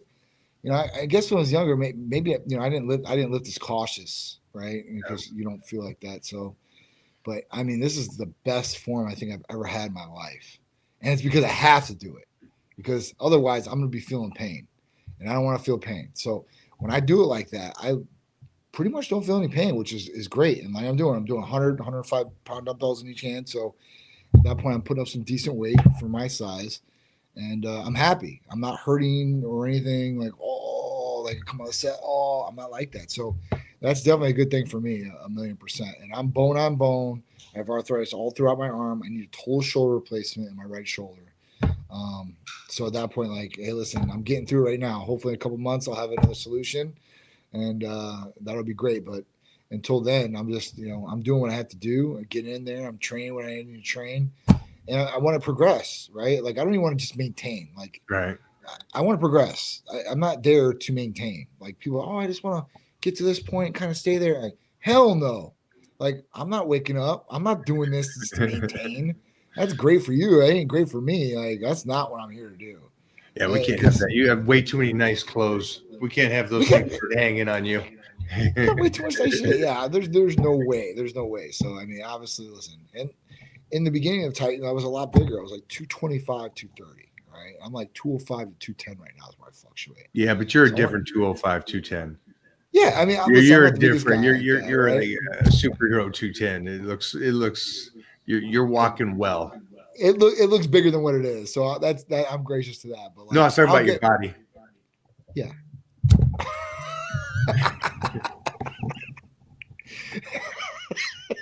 Hey, sorry, you threw that to me. I had to take that one. All right. Do you recommend testosterone replacement for getting muscle fast? I don't recommend testosterone replacement for getting muscle fast. I recommend testosterone replacement to improve quality of life. And if you have low testosterone, you increase your testosterone levels. That will help you build muscle faster. So I guess answer to your question, if you really want it, it will help you build muscle faster if you have healthy testosterone levels than not. If you do not have healthy testosterone levels, you're not going to build muscle as fast and as easy. And you're probably going to be putting on a lot more fat too as well. So that's just where the blood test comes into play and looking where everything's at to be able to fix it and optimize. I'm sorry to say this. This probably isn't the kind of person you would want as a client at Titan Medical. Am I wrong on that? It's just something we have to educate. Like people automatically stereotypically say, like, if I take testosterone, I'm going to build muscle. Like, I'm telling you, when I first started Titan, I used to have, and this was a big mistake on my part, but I used to like watching when I used to go out there. It used to motivate me. I used to have in our first office, I would have the one TV we had on the wall, and I'd be playing Pumping Iron. Right? Dude, Teresa came back there. She's like, you need to turn that off right now, because the people that come in there, they're like, I don't want to look like this, right? I do, and of course, the first comment, right? You never will, right? So don't ever worry about that. You never will look like this. But after that, I like, all right, I have to like turn this off. Like, this is something like motivates me, but not other people. So that's a stereotypical thought. I'm gonna take testosterone. I'm gonna get jacked, but that's not what happens. Like, there's 1,000,001 people that I know and through groups or that come to us that are taking grams of testosterone and they look like a sack of potatoes, amongst other things that they're taking too as well. Like, they're taking so much stuff. Like, you should look like Adonis with all the stuff that you're taking, but you're not doing all the other different things that you should be doing. So that's why you look like this. So that's where it's at. So don't automatically think I need to take testosterone to build a whole bunch of muscle. But if you want to build muscle, you need optimal testosterone levels and you need balance. Before we jump back, the only reason I brought that up for that last viewer is just because of the fact that it's so one-dimensional, and it's also you're doing something off of a visual thing instead of a health thing. So it's a short-lived rock star for a second, and you're doing it for the wrong reasons. You eat healthy and you train, and that's going to help you get muscle as fast as anybody can get muscle. But if you're doing it just for that purpose, you're doing it for the wrong reason. But here's a great one. And we know we've just been talking about all this. Go for it. Trouble sleeping. Any tips? So obviously sleep is a major part of everything that's going on as far as recovery, revitalization, recharging, rebuilding muscle, and the whole nine. It's super, super essential for your health. What do we have for sleeping? So Titan Serenity is one of our main things that we utilize. It's all natural, has L-theanine, magnesium, and taurine. So it's going to help you go to sleep, stay asleep, and hopefully get in that good REM sleep so you get all the benefits for your sleep. Super, super awesome. But, outside of that, turn off electronics at least an hour before bedtime. Don't look at your phone an hour before bedtime. Like, put it to the side, try to turn down the lights, try to get in the most calming manner that you possibly can, and try to sleep the best you possibly can. Try to sleep the whole night through if you can. Go to the bathroom beforehand, do everything. Did you say MK? MK is another one. Right? I said Titan Serenity, but MK would be another one. Or any of the other GHRHs like CJC or anything else. These are going to be essential for helping you go to bed and getting that deep REM sleep and having their best recovery with IGF-1 levels increasing too as well. A couple of little bullet point here, fast ones. Ready, go. Should I be sore the next day after a workout? Yes. I mean, if you're doing something right. 2 days afterwards, you're going to be sore. I'd be great if you are. You're not always sore. Mostly if you're pretty consistent. There's days you're sore, days you're not. I think the more you get in the routine, the more you're on it, the less you're sore. Yeah. Obviously, when you start that first time, or you keep going back and you haven't went, and that's the problem. A lot of people, they just go back and they do the hardest exercise they possibly can, do the most they can that one day back, and they're so sore that next week that it just detours them to ever want to go back again. Is hitting biceps twice a week okay for me in my early 40s, or should I do more? I think twice a week's good. I don't know. I don't think about doing any more than twice a week. I think twice a week is good. Do more. Holy cow, you're a psycho, man. Good job. Wow.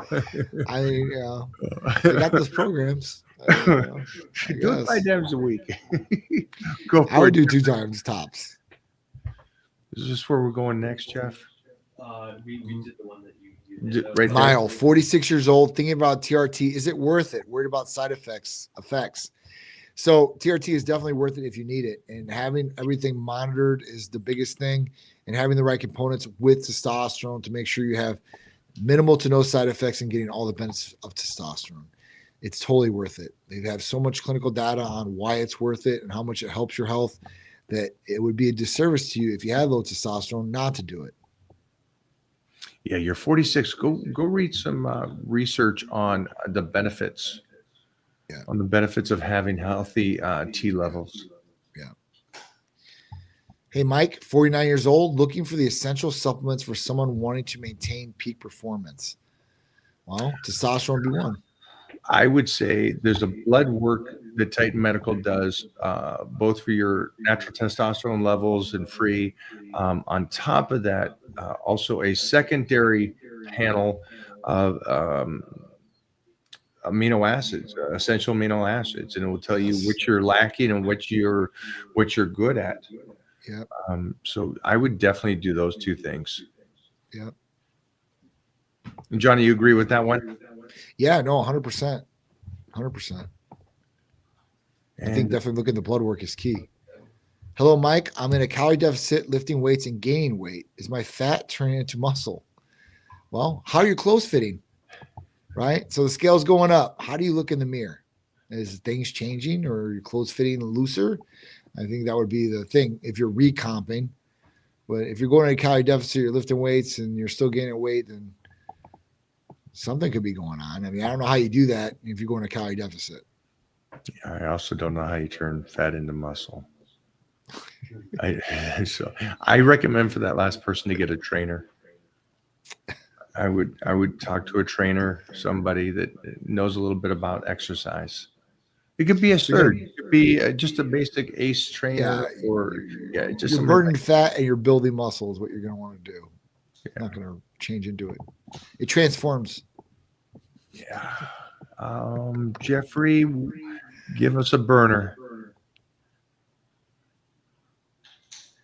How do you know when a body part is recovered and you can work on it again? Well, if it's not sore, not injured, I think that's a good preliminary, right? Like you didn't work out the day before, you gave your at least a day of rest of it, and at that point not feeling sore or hurt in any way, shape, or form, right? Feeling good, going in there and being able to do it. This actually is a real good question because, like most pros say, the easiest thing to do is overtrain. It's the easiest thing to do, which kind of sucks because we love training. So the issues are this. It's exactly this. It's like, okay, so your chest is recovered. All right. Have you eaten enough and taken enough time in between to get back and be stronger on the next workout and also get the rest of the body parts in between then? This is where the intelligent lifter comes into play because your chest might recover in 3 or 4 days, but you didn't get the rest of the body in. So how do you go back to that? Well, let me do twice a week. Well, so again, it's a great question. This is something that you're going to have to stay in the gym and kind of continue to learn your body. Johnny does a body part a week, right? Right. You're hitting everything once a week. And so technically that's 7 days, Monday. And there's times I do power bodybuilding, which I love, and we're hitting a body part twice a week, but we can pinpoint that I'm getting stronger week to week. So I know I'm not overtraining. So that's actually a very tough question. Just for anybody that's on here, don't just do a body part because it's not sore or you feel refreshed. That's a tough one because you go into the gym. Johnny, you ever gone into the gym feeling like you're going to just lift the gym and you're absolutely the opposite? Flat, yeah. And then there's times you're like, I'm sick, I don't feel good, I'm run down, and you go in the gym, you lift more. There is times like that. And I'm like, what the hell? I'm like, what did I do wrong? You got to look back. You're like, what did I do? When days are good, you got to look back at what did you do the day before? What did you do that day? And if things are bad, you look at it. I know that's what like Lee Haney used to do. I think is what he was talking about, like in his carbs. He used to look at it like, hey, I didn't get enough this day. I looked a little bit too flat. Next day, I increased my carbs. I looked a lot better and I pumped up. So I mean, it's just like you need to recognize like how you're doing, how you're feeling, how you're looking, I guess. And at that point, readjust, readapt, tweak it back in, and then go forward. Yeah, there's definitely days that have been like that for me. And I would say, like, you know, on those days, I'm like, all right, well, what did I do wrong? And I'll go back to the drawing board. Like, maybe I didn't sleep good that night before. Maybe I didn't eat enough. Maybe I didn't give myself enough days to recover. I mean, there's a lot of different things and variables that go into it. So, yeah, it's definitely, you need to look at it. I mean, with the overtraining thing, do I think that pros or some people could overtrain? But do I think that some of these people overtrain and say they're overtraining? I don't know. I don't know if they truly overtrain. Yeah. You know, that's the other thing. Unless you're watching their workouts and like, all right, or you're doing this because, you know, overtraining, you can get injured too as well if you're truly overtraining, right? So there's a lot of different things that go into that play. And like if you truly are, I've seen, you know, pros like where they've talked about, I think I was watching one of your interviews. You were interviewing Jay Cutler and he was talking about like how his training schedule are and he trains every day no matter what. Like he does 7 days. And that's what he does now. But do I think you need a day or two of rest? Absolutely. You know, I think that a day or two of rest, especially if you need it. If you need the day or maybe 2 days you need, I don't know. But I think the rest is there. And I definitely think that you should judge it by, you know, if you're coming back in stronger and how you're doing, how you're looking. It's a beautiful question, my friend. Thank you. I know that it may one. seem like it's not to most people, but I understand this is the chess match, and that is part of the game on deciding just because your chest feels recovered, have you still taken enough time or not enough time to go in? Mike, does warming up more equal better joints? How much warm up is overkill? So I think we talked about this, I think last time too, as well. Warming up is great for the joints. That's what you want to do. You want to warm up those areas. And I think Mike said he warms up most of the time anyway until he gets to his lift. Right? If I work out for an hour, if we work out for an hour, let's say hypothetically chest, I think 45 minutes of it is warm-ups on exercises, and actual lifting time is 15 minutes. Yeah, right. So yeah, I believe it's like the pitcher, right? You know, you watch Peter. He had to come in the other night, right? I'm probably pretty close on this, but it's the 9th inning. He's got to come in and close it out. Yep. He's over there for a freaking hour and a half, just getting it, just loosening it up, just getting that thing in. Then he gets in there, throws his 9 to 12 pitches or whatever that is. Right. Done. Game over. Right. Yep. That's my training. That's a perfect example. That's exactly how it is too. Because it's the 9 innings throwing it, you know, 16, 20 times. Yeah. Now we're destructive. Now it's like this kid's going to need the next 3 games off. Right. And it goes back to the previous question again. Some days you're going to have to do it. And some days you just be smart, come in, hit it and get out. And like Jeff said, he warmed up for an hour and a half this morning and then smashed the workout within 20, 25 minutes. So great questions. You guys finished strong today. Yeah. Well, these are awesome. And health. And then anybody in here, just so you guys understand that my post yesterday reflects a lot of these questions. The joints and ligaments are the most important part. And that comes from being smart, but also the BPC and the TB500 are the 2 peptides since I've been with Titan Medical that I've started day 1, and I have never gone off those 2 peptides since day 1 on being on Titan Medical. Yeah. That's daily regimen for me too. I need it. That's literally what gets me by every day for sure. 1,000,000%. And then you're going to go, well, I thought you don't have joints and issues and stuff. And it's like, I don't want them either. So, Right. so I'll stay ahead of that. Yeah. So don't wait till the shoulder's gone. Don't wait till these things are injured. Don't wait till your body's wrecked. No. Do the blood work. I still think you should do the secondary blood work on the essential aminos at least one time to see your drink, like I Yeah. said, this is filled with EAAs, BCAAs, and glutamine first thing in the morning. Mhm. That's additional to the Hercules potion and the EAA. So again, I would rather have enough than come up short. Absolutely. That's what you do want an abundance of. I mean, you want to, that's only working for your body to help enhance. Jump back real quick on. You got V-Day in another day, so make sure to give Titan Medical a call. My recommendation is the PT 141 this time out for you guys. Try that out. 141. That's Yeah, a good one. make her Definitely a happy, good one. make her scream. That's what I'm saying. Right? Yeah, I mean, listen, Wow. you could have the worst date ever and go home and hit it and just be happy, smiling, cooking some food later. So that's what we want for you. That is a shot, but then there's also they have tablets. So we have trochees. It's buy 5 get the 6th one free too as well. So you actually get some benefit there too. So Sam, if you're watching, you just I know you're 32, but you need to serve it up this week. And Bobo, you got your 5 girlfriends, so I'd get the PT 141. Yeah. Johnny, thanks for hanging, brother. I appreciate it, guys. Thank you so much for having me. I appreciate it, bro. I'll talk to you later. I'll talk to you later.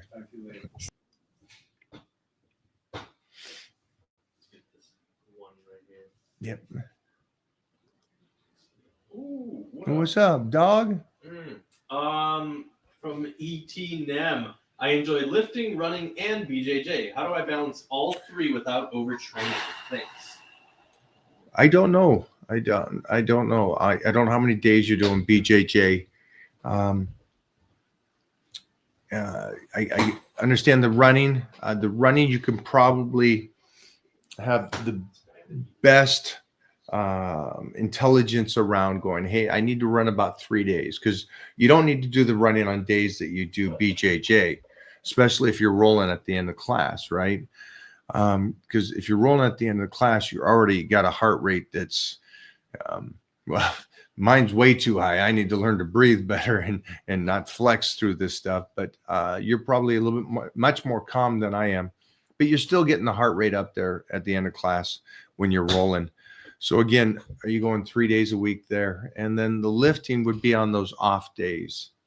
And you should be able to get the whole body in within 4 days of lifting. So maybe 4 days of lifting, 3 days of BJJ, and then use the cardiovascular for the running on other days that you feel recovered from it. Try to get at least 1 day off a week. You know what I mean? And I would do it a weekday. I wouldn't do a weekend off. I would do a work week off. Give me another one. What we got here?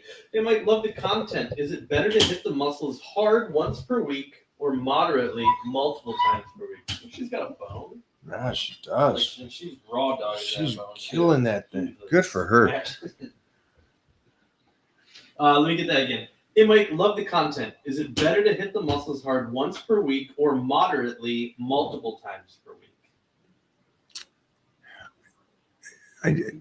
Well, your workouts would always be at a good, 60, 70, 80% range. So you're always hitting it really good. There wouldn't be a moderate and then a hard. Hopefully that makes sense to you, because there's that percentage of training, because you should be training to get better, right? You're not going into the gym just to go, I'm going to go through the motions today. Today I'm going to give it. Tomorrow I'm going to go half-ass. You know those people that say that? They go like, I do heavy 3 days and I go light weights 3 days. Well, now you got mileage on those 3 days that you're doing light weights and you're not doing anything to the body. So yeah, I would rather you do hard workouts twice a week if you want for a period of time. See how your body reacts to it. That'd be the go-to. You're young, hit it, get in there, be a savage. Do you ever experience burnout and take a few weeks off? Never in my life. Not even slightly. What? In no world.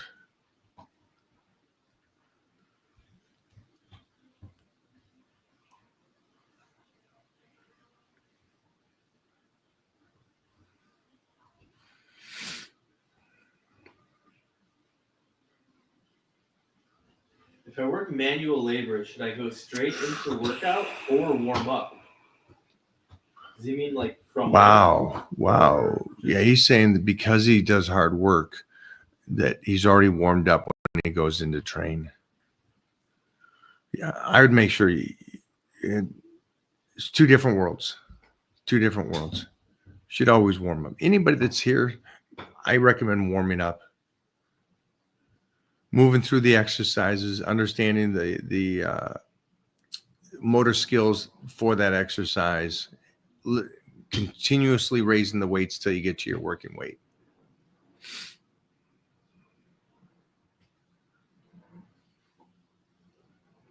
What do we got here?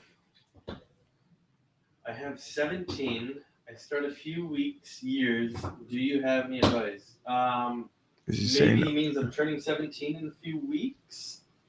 I would say that so. Do you have any advice? Eat. Make sure that nutrition plan is on point and absolutely correct. Utilize 17, my friend. Utilize the age 17 and how well your body is working with you.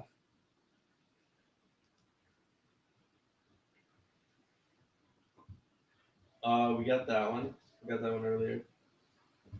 Unless you wanna Mm. do a little quickie on her. What is it? Will you be disappointed if Titan doesn't win Mr. Olympia? I'd be disappointed if Titan won Mr. Olympia.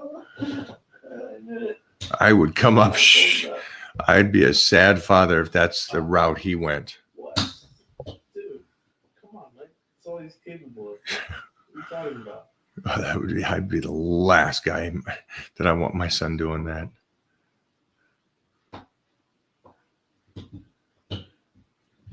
Uh, 5'11" was 320. Now I'm down to 270. Eating about 1,500 calories, arms, core, legs, high protein. Anything else you recommend to get that next big chunk of weight off? Yeah, work backwards. Work backwards. Make sure that you're leaving enough room that you can continue to move forward. So what a lot of people do that are heavy is they'll just cut the calories down to a low number. 15 is not bad. It's not bad because the goal for you is to drop the weight. So I'm not worried about a bodybuilding show or something like that, or you retaining all your muscle. Whatever muscle you lose on this diet, you can get back afterwards, after you get to the shape you want to be in. So I would just make sure that you're leaving room for you to get better. That way you don't end up plateauing. And when you plateau, disappointment happens, and then the reversal, and you come back and gain everything back. Don't want that for you. Are you still doing the reverse camber bar, Mike? It looks like a deep stretch. It's an absolute bonker stretch. Yeah, it's a great one. What is the best / most efficient method of cutting weight? And how important is it to lose weight slowly to prevent losing muscle? Love you, Mike. I'm not too concerned about muscle loss. Obviously, keep the calories as high as you possibly can as you're dieting down. I recommend slowly, a slow process of doing it. And then just the basic for anybody that's cutting up is just the lower of the calories throughout the period of time. Make sure you're starting at a good number, because after that 8 to 10 weeks, you still have to be able to make sure that you can make changes to the nutrition. Great question. What was it like competing in the universe? That competition seems so involved in its own ways. I think all of them were great. I think the universe was great. I think I had more fun at some of the other shows, but universe was great. I think I had more fun at the smaller amateur teen shows when I was first starting out. When I was just doing it because it was fun and I loved it and I wanted to compete and stuff. When it became somewhat of a requirement, kind of took some of the fun out of it. If that makes sense to you. Then the pressure started, and it's like, I won the universe, go back, win the universe again, go back, win the universe. Compared to like some of the teen shows, I still remember my first teenage show. and how freaking fun it was as a 14-year-old going out there and doing it, and the whole family there and supporting. So Born to be wild. born to be wild. 37 years old. I find that my knees ache pretty bad the day after squatting. Is this indicative of poor form, or am I just an old man officially? Yeah, unfortunately, this is how life works. I don't know what your form is. At 37, yeah, I don't see that there should be some knee pains already. No early arthritis or something like that. So I would definitely make sure that you're doing the squats right. Because think of this, you're 37 and your knees are already starting to hurt after the workout. What's that going to be in 10 years? What's that going to be in 20 years? So yeah, that the goal, and I'm glad you asked, and it's a great question. I would really make sure that your knee positioning is great when you do the squats.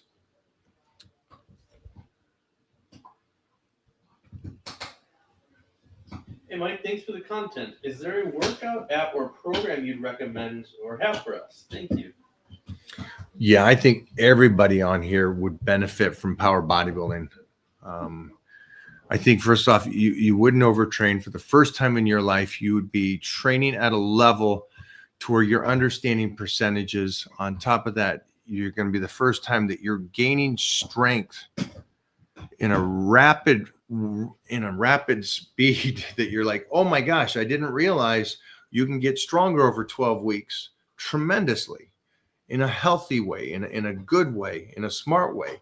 And I think that's one of the biggest things. And then also on top of it, it's going to show you the proper forms so you're not hurting yourselves. And then it'll also give you that appetite to where you're like, wait a minute, I can eat and I'm burning it off and I'm getting this muscle and I'm getting this strength. And so I would say for anybody and everybody, power bodybuilding should be the go-to right now for the next 12 weeks. Great question. How often should I train flexibility, and should I do it only after lifting? Well, the one thing is, yeah, stretching should be after you're warm, after there's a blood flow. For me, I don't have that kind of time in the day to where I would be stretching out for a half an hour or hour after the workout. So that's why I really try to stretch during the warm-ups in the range of motion that I'm working that day and keep that range of motion. So when you watch us squat and everything, you'll see us moving through it in a great way. There's no way there's In-N-Out Burger right there. No, there's not In-N-Out Burger, but there's some snacking going on. There's some snacking going on. You wish. Wow. I'm out of here, guys. I'll see you guys tomorrow. Have a good night.